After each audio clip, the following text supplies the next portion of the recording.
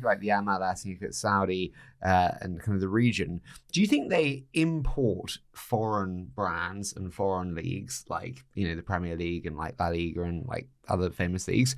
Or do you think they build them internally with, Ronaldo joining, the league, or with the MLS itself? Which one do you think dominates over the years, domestic or international import?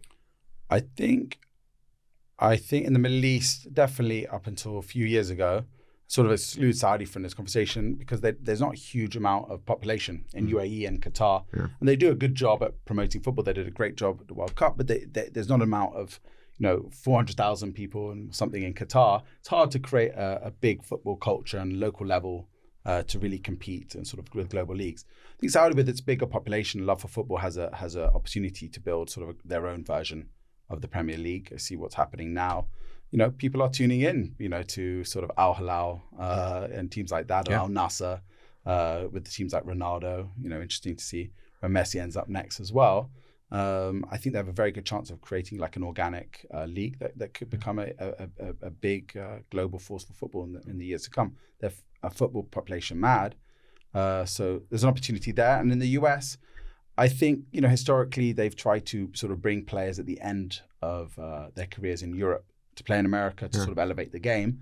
Would be interesting to see now. Maybe people have a look at America early on in their career. It is growing.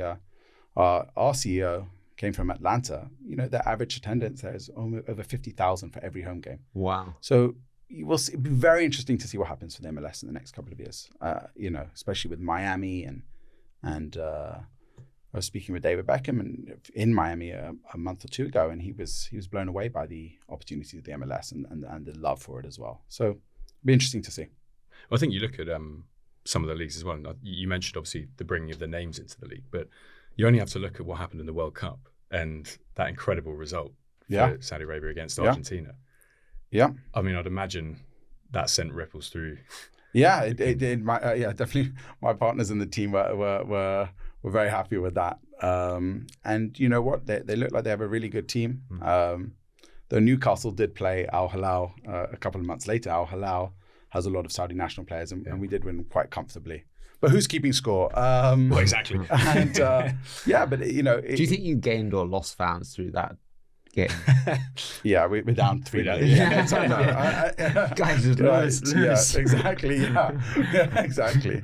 One day meet in the Club World Cup, maybe. Yeah, right. You never know. Exactly. No, we're gonna have the same result anyway. So, it'll be.